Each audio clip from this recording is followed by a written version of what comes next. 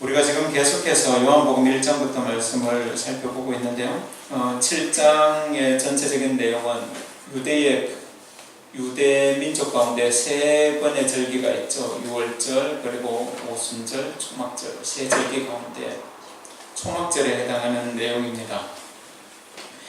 예수님께서 초막절에 예루살렘에 올라가셨죠.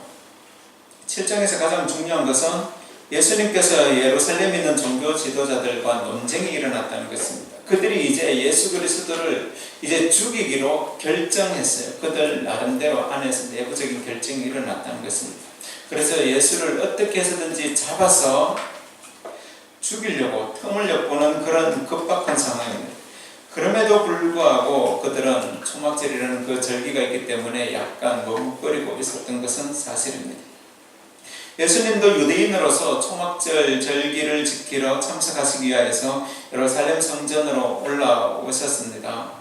유대 종교 지도자들과 그리고 예수님 사이에는 아주 팽팽한 긴장감이 흐르고 있는 것을 우리는 7장 전체를 통하여서 알 수 있습니다. 지난 시간에 예루살렘에 있는 그 무리들은 자신에게 조금이라도 이득이 될까 안 될까 이렇게 생각하는 그런 무리들이 있는 반면에 또 종교 지도자들은 자신들이 그동안에 세워놓았던 그 유대 사회의 그런 유대 사회의 그런 어떤 기득권이라고 그럴까요? 그들 사회의 기본적인 틀을 예수님께서 계속적으로 지적하시면서 그 계급 사회에 대한 도전을 하셨거든요. 그렇기 때문에 그들은 예수님에 대해서 아주 적극적으로 반대하는 그런 사람들이었죠. 그들이 말하는 것은, 겉으로 말하는 것은 율법을 지켜야 된다, 하나님의 말씀을 지켜야 된다라고 이야기하지만 속으로는 그들이 그동안에 쌓아놓았던 그런 기득권, 그 로마 세력과 결탁하고 그리고 헤롯 세력과 결탁하여서 쌓아놓았던 그것들을 무너뜨릴 수 없는 것이죠. 겉으로 포장된 것은 신학이라는 이름, 거룩이라는 이름으로 포장되어 있지만 실제로는 그들이 잡고 있었던 그 기득권 가운데로 그 사회를 움직이고 싶은 그런 마음을 우리는 7장을 통하여서 알 수 있습니다.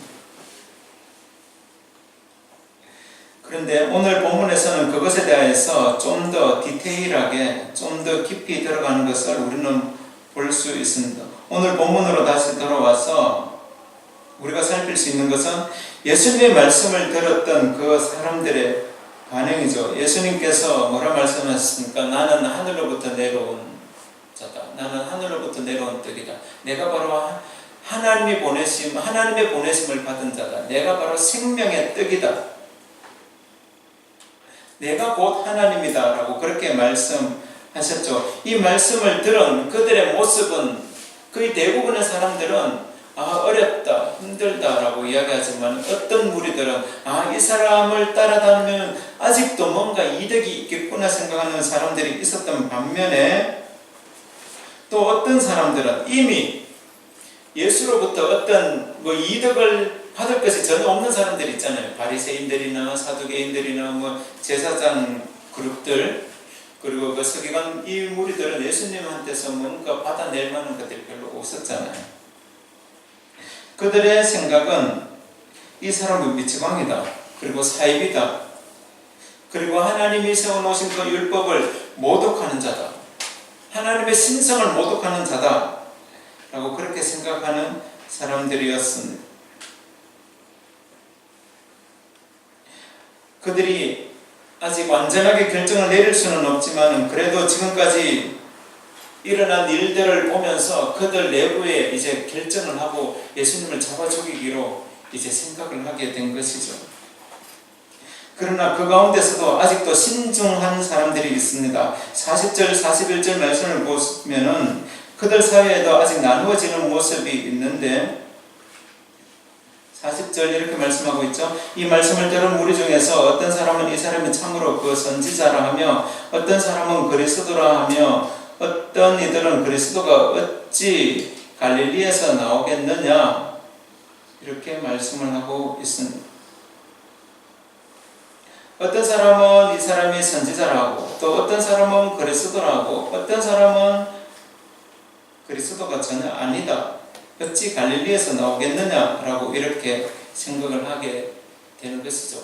그것도 자신들의 그냥 기존에 가지고 있던 그런 하나님에 대한 생각들, 그들이 가지고 있던 그동안에 예수님을 보아왔던 자신들의 경험과 생각들, 그것이 기준이 되어진 것이죠.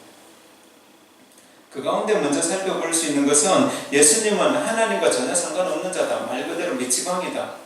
그냥 어디서 갈릴리에서 올라온 그냥 촌부에 불과한 사람이 자신을 하나님으로부터 왔다. 그래서 하나님의 이름을 모독하고 하나님의 신성을 모독하는 자다라고 생각하는 그런 사람들의 근거가 되는 말씀이 있었습니다. 그것은 바로 구약성경 미가서 5장 2절 말씀인데, 그 말씀에 의할 것 같으면 하나님께서 보내신 그 메시아는, 하나님으로부터 온 그 사람은 베들레헴에서 난다는 것이죠.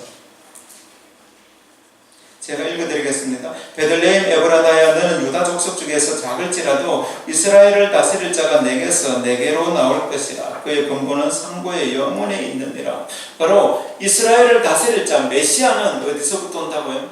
베들레헴 땅에 출생하게 되어져 있다라는 것입니다. 다윗의 후손으로서 다윗의 고향인 그 베들레헴에서 출생해 오른 것입니다. 일단 유대의 구원자 메시아가 되기 위해서, 선지자가 되기 위해서는 베들레헴 사람이어야 된다는 것이죠. 많은 사람들이 예수를 따라다녔습니다. 예수를 쫓아다녔습니다. 바리새인들은 예수를 따라다니는 그 무리들이 너무나도 많으니까 그들이 그 대중의 인기가 예수에게로 쏠리는 모습을 보고 미워했잖아요. 예수를 미워했거든요.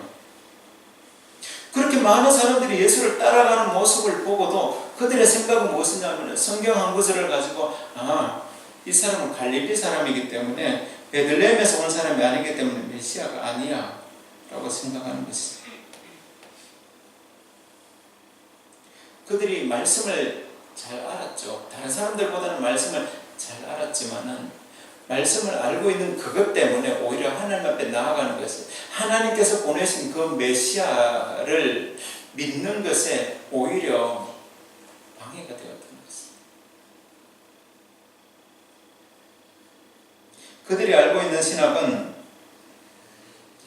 그들 자신이 구약 성경에 근거하고 있다라고 그렇게 생각했을지는 모르지만은, 그들이 믿고 있는 그 신학은 죽은 신학이었습니다. 왜냐하니까 하나님의 말씀이 그러한 줄 알면은 이 말씀이 정말로 사실인가, 그리고 오늘날 이 시대에 우리 가운데 성취되어졌는가에 대해서 생각을 해야 되는 것이잖아요. 하나님의 말씀이 지금 우리 가운데서 충만하게 임하여져 있고 있는, 그들 시대로 돌아가 보면은 하나님의 말씀이 그들 시대에 지금 충만하게 지금 임하고 있는데, 하나님이 보내신 메시아 그 예수 그리스도를 통하여서 유다 각 지방에, 갈릴리 각 지방에 그렇게 충만하게 하나님의 뜻이 이루어지고 하나님의 말씀이 이루어지고, 억눌린 자들이, 포로된 자들이 풀려나는 그런 역사들이 있고, 병든 자들이 일어나고, 고통받는 자들이 다시 살아나는, 죽은 자가 다시 살아나는 역사도 일어나고 있는데, 그러한 모습들을 보면서 왜 그들은 그냥 성경 구절 하나 가지고 이 사람은 갈릴리 사람이기 때문에 우리의 메시아가 될 수 없다고 말하는 것이죠. 그러한 일들은 앉아 계신 여러분들보다는 그래도 성경 조금 공부한 제가 더 그럴 수 있어요. 저희들이 더 그럴 수 있어요. 우리가 교회를 좀 오래 다니다 보면은 교회에 대하여서 익숙한 것들이 있습니다. 또 하나님의 말씀에 대해서 우리가 자주 듣는 말씀들이 있습니다. 그리고 교회 안에 여러 가지 규율들도 있습니다. 그것을 무시하는 것이 아닙니다.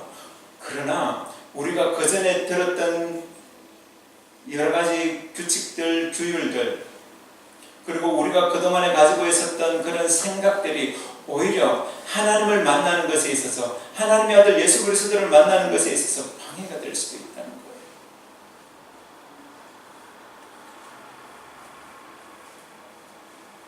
그들이 정말 이 예수에 대한 호기심이 있었다면 그분의 출생이 어딘지를 한번 살펴봤어야 돼요. 예수님이 분명히 베들레헴에서 나셨잖아요. 나시고 난 다음에 헤롯이 죽이겠다고 그래가지고 2살 미만 아이를 다 죽이라고 그래가지고 애국으로 피신하셨다가 베들레헴으로 돌아가지 않으시고 나사렛으로 올라가셨죠. 태어나긴 출생은 베들레헴이잖아요.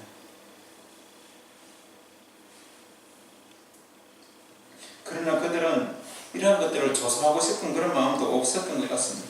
좀 더 나아가면은 그들 이제 신학을 한다고 하는 사람들, 소위 신학을 한다고 하는 사람들, 종교 지도자라고 하는 그런 사람들은 예수님을 대적하는 자들이었죠. 언제든지 기회만 된다면은 잡아서 십자가에 못 박아 죽일 그런 궁리들을 하고 있었던 사람입니다. 그렇기 때문에 예수님께서 어떤 옳은 것이나 바람직한 일을 하더라도 그들의 눈에는 들어오지 않는 거예요.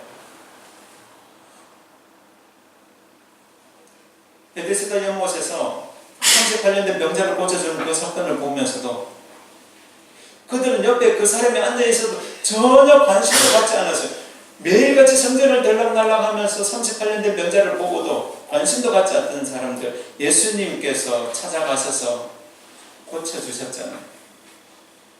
그러면은 그들이 사람에 대한 관심이 있어서는 이 사람 정말 잘 살아났구나, 그렇게 말해야 되는데, 그 사람을 만나자마자 그 종교 지도자라고 하는 사람들, 바리새인들이 뭐라 그럽니까?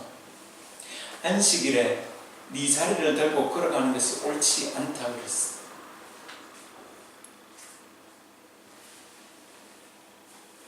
그것이 죽은 신학입니다.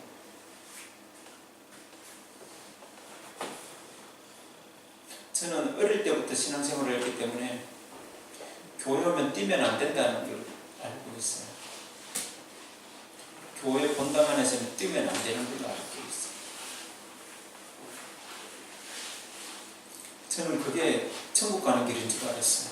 신학을 공부하기 전에. 그리고 주일날 과자 사 먹으면 지옥 가는 줄 알았어요.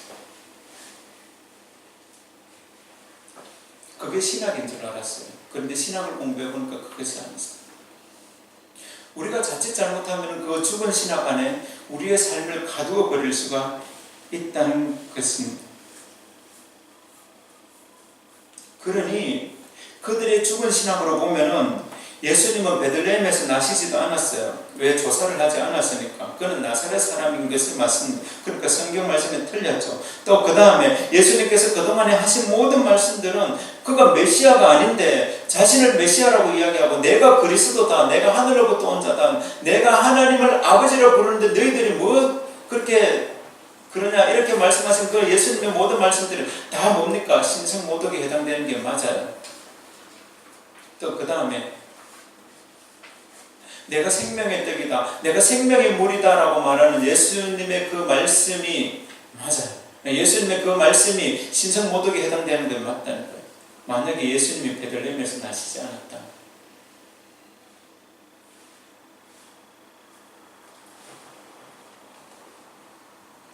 그러나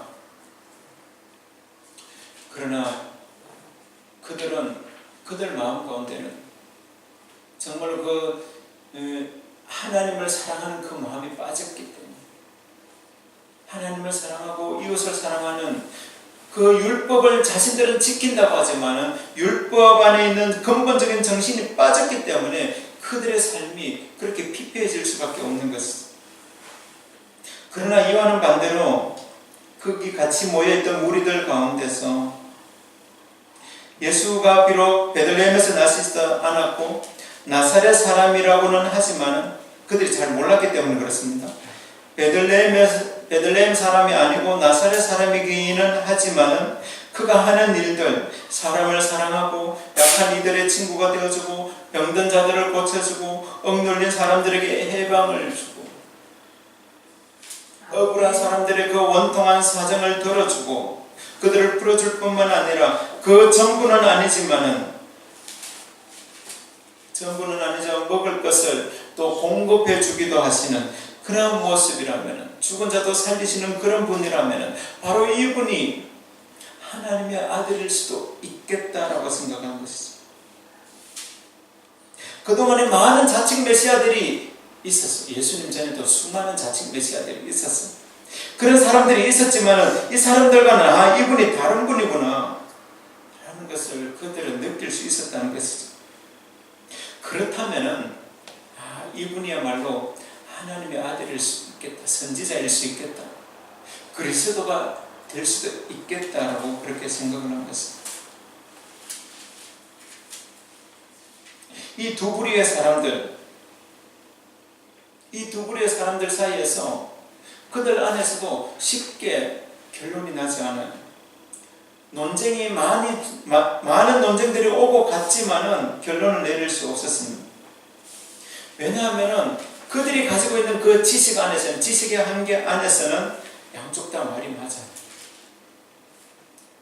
이분은 갈릴리 분이기 때문에 베들레헴에서 나지 않았기 때문에 선지서의 예언에 맞지 않아요. 그렇다면 미가서 선지서를 빼고 그들이 구약 성경을 믿어야 되는데 그렇지 않다는 것이죠. 또 한 가지는 예수님께서 행하신 그 많은 일들을 볼 때에 이분은 분명히 그리스도가 맞습니다.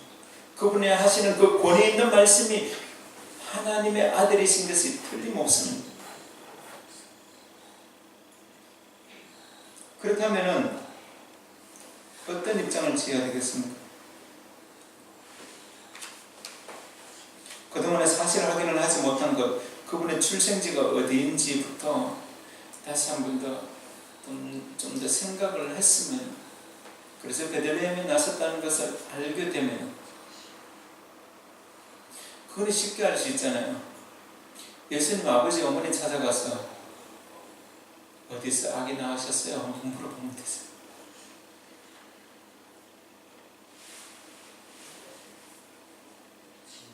그런데 그런 것들을 하지 않았죠. 그러니까 계속 감론을박만 되는 그런 상황에 있었습니다. 그들 스스로 이러지도 못하고 저러지도 못하는 그 상황 가운데 한 사람이 오늘 등장하고 있습니다. 그 사람은 오늘 50절에 나와 있는 그 니고데모라는 사람입니다. 그가 어떻게 말합니까? 51절 말씀에 우리 율법은 사람의 말을 듣고 그 행한 것을 알기 전에 심판하느냐. 이것이 무슨 말씀입니까? 그 사람이 하는 말을 한번 들어보고 평가를 해야 되지, 왜 그 사람의 말을 듣지도 않고 그 사람이 하는 것을 그냥 겉으로만 보고 섣불리 판단을 해가지고 그 사람을 죽이려고 그러느냐. 그것이 이제 죽이려는 사람들 앞에서 지금 하고 있는 말입니다. 그의 주장은 그 사람을 쉽게 신성모독으로 결론 내리기 이전에 먼저 그 사람의 말을 먼저 들어봐야 된다는 것이죠. 이미 니고데모는 예수님과 1대1로 만난 적이 있잖아요. 그때 만났을 때 그 자신은 이분을 완전히 따를 수는, 왜냐하면 그가 가지고 있는 지금 신분이 있기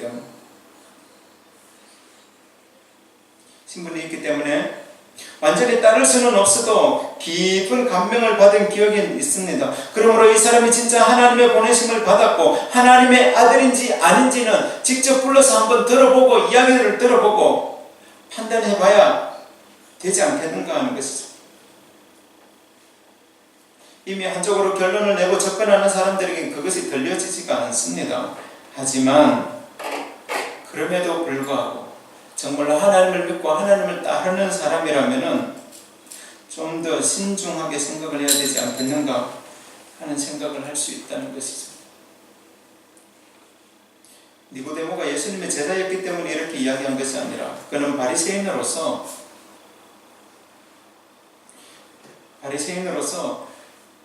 예수님을 하신 모든 일들에 대해서 전적으로 다 동의하지는 않지만은 그렇다고 곧바로 죽일 수도 없다는 그런 신중한 입장을 취하고 있었던 것이죠. 우리도 마찬가지입니다. 우리도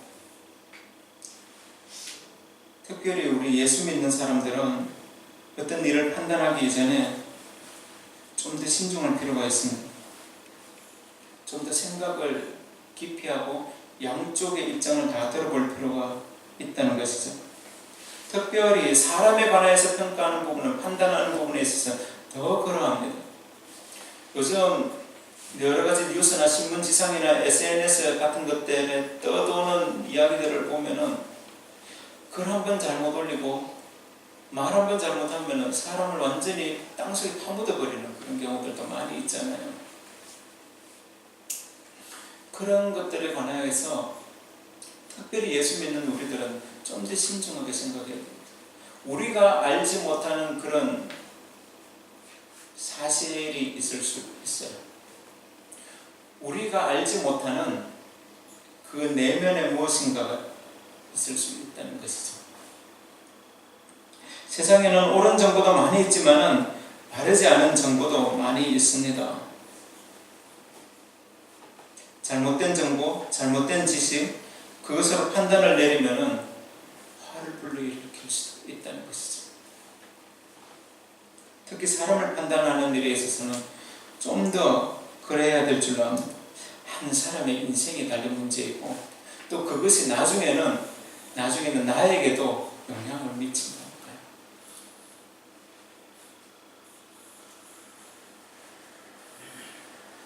요즘 세월호 사건 때문에 잘한다 못한다 모르겠어요.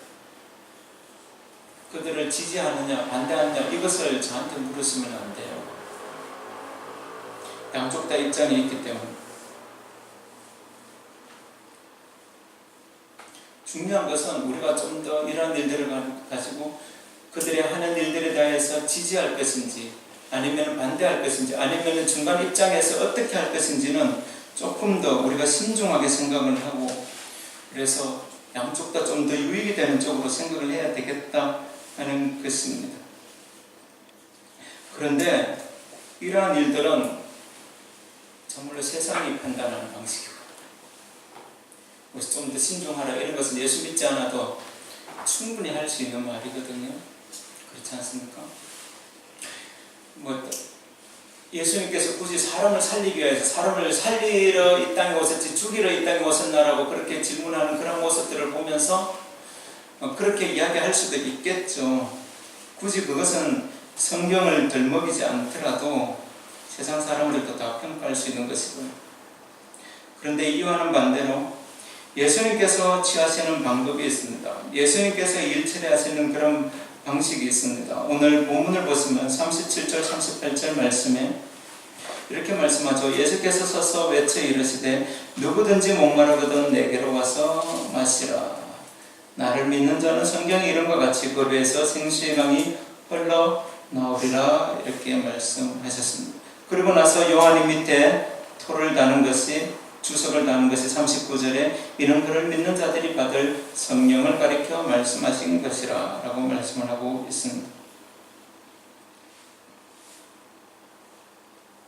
하나님의 아들 예수 그리스도의 태도는 분명하고 확실합니다. 누구든지 목마른 사람은 내게로 와서 마시라 라고 말씀하셨고 자신이 바로 영생의 물이 된다라는 말씀을 다시 한 번 더 확인시켜 주셨습니다. 이것은 당시 초막절이 일주일간의 그런 명절 기간이 있는데요. 그 중에 마지막 날에 행하는 의식을 예수님께서 목격하시고 난 다음에 그것을 말씀하신 것 같아요. 유대인들은 초막절 명절이 되면은 그 제사장의 뜰이라는 곳이 있습니다. 성전에 가면은 그곳에 양쪽에 깔때기 같이 생긴 거 2개를 놓고요. 아침에 이제 번제물을 드리는 그 시간에 한쪽 깔때기에는 포도주를 붓고 한쪽 깔때기에는 그 생수를 붓습니다. 그래서 하나님의 생수라고 그렇게 이야기하면서 그래서 그들이 그것을 부으면서 시편 113편부터 118편까지의 벌들을 찬양으로 불러서 부르고 또 낭독하기도 합니다. 그 중에 113편 1절부터 말씀이 이렇게 시작을 합니다. 할렐루야 여호와의 종들아 찬양하라 여호와의 이름을 찬양하라 이제부터 영원까지 여호와의 이름을 찬양할지로다 해 돋는 데서부터 해지는 데까지 여호와의 이름이 찬양을 받으시리로다. 이것은 무엇이냐? 그 생수를 부으면서 포도주를 부으면서 그곳에 하나님의 임재가 가득하기를 정말 하나님의 임재가 가득한 그곳이기 때문에 그래서 그곳을 하나님을 찬양하고 하나님의 이름을 높여드리는 그런 모습들을 보면서 예수님께서 하신 말씀입니다. 누구든지 목마르거든 내게로 와서 마시라 하는 것이 그때 나오는 장면입니다. 예수님은 자신을 죽이려는 사람이 있다는 것도 알고 계셨고, 그래서 예루살렘으로 올라오실 때도 조용하게 올라오셨지만, 그러나 그 예루살렘 사람들에게 포기할 수 없는 것이 있었습니다. 그것은 자신이 하나님으로부터 보내심을 받은 자라는 사실이고, 그리고 예수 그리스도 그분이 생수가 된다는 사실이고, 누구든지 그 물을 마시는 자마다 영원히 목마르지 않을 것이라는 그 이야기는, 그 내용은 갈릴리 사람만 들어서도 안 되고 예루살렘에 있는 사람들도 들어야 되잖아요. 이 말씀은 예수님께서 사마리아 여인을 만났을 때 하셨던 그 말씀하고도 동일합니다. 4장 14절 말씀에 내가 주는 물을 마시는 자는 영원히 목마르지 아니하리니 내가 주는 물은 그 속에서 영생하도록 솟아나는 샘물이 되리라. 영원히 목마르지 아니하다. 그것은 바로 예수님께서 생수가 되시기 때문에 그러하다라는 것입니다.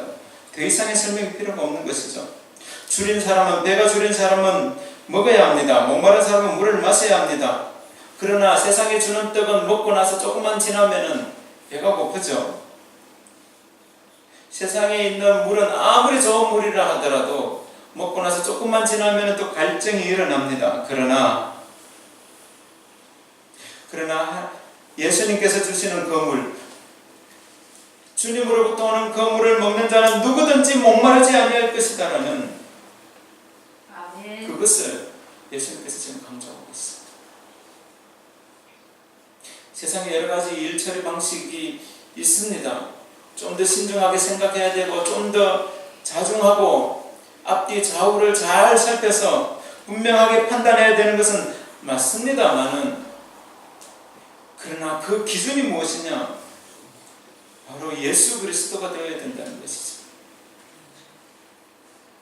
예수 그리스도 그분이 생명의 물이 되기 때문에, 예수 그리스도 그분이 영생하도록 솟아나는 물이 되기 때문에, 그리고 그분이 우리에게 성령을 부어주시기 때문에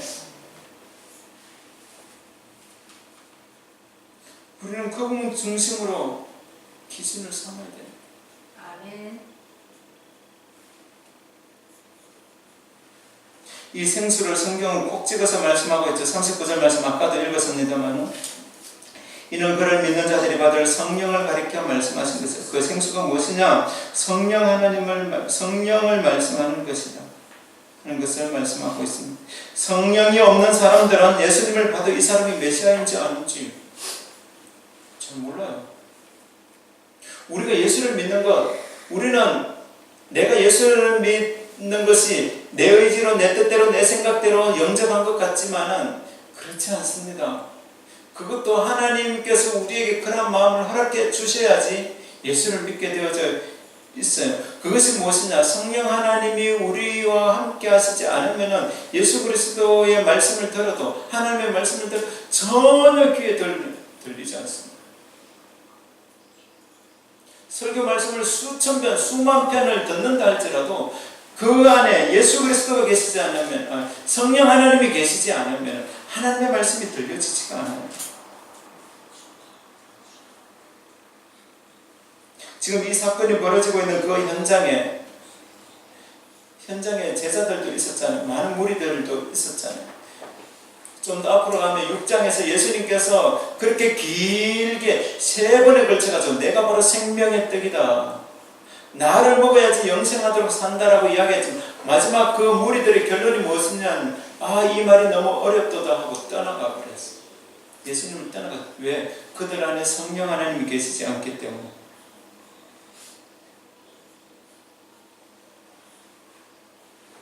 지금 이 사건이 벌어지고 있는 이 현장에서, 지금 초막절 예수님께서 말씀하고 계신 그 자리에서 제자들은 이 말씀을 과연 이해할 수 있었을까? 이해할 수 없었다는 것입니다. 그들은 예수님의 말씀을 듣기는 하지만은 이해할 수 없었고, 그들이 예수를 랍비로 알고는 다녔지만은 내가 생수가 된다, 내가 생명의 떡이 된다, 이런 말들을 전혀 이해할 수 없었다는 것이죠.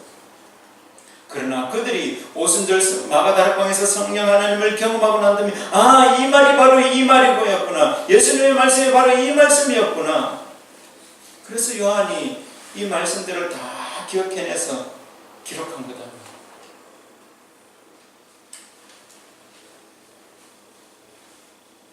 만약에 예수님을 잡으려고 했던 그 사람들이 그 자리에서 성령의 임재를 경험했다면 어떠한 일이 벌어졌을지는 아무도 알 수 없는 것이죠. 사도행전에 나오는 대제사장으로부터 그 소장을 받아서, 요즘으로 말하면 구속영장이죠. 구속영장을 받아서 다메섹으로 예수 믿는 사람들을 잡아서 예루살렘으로 압송하려고 하던 그 바울, 그가 예수를 만나고 난 다음에 그의 삶이 완전히 달라지잖아요.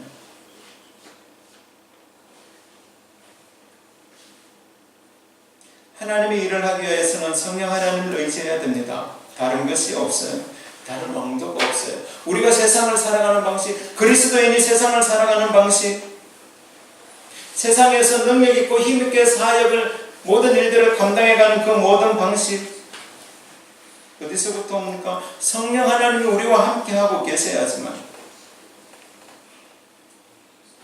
그래서 뒤로 가면은, 이제 요한복음이 이제 뒤쪽으로 가게 되면은 요한이 계속적으로 강조하고 있는 것이 성령이에요. 성령. 성령 하나님이 우리와 함께하고 계셔야 된다는 사실을 강조하고 있습니다. 아멘.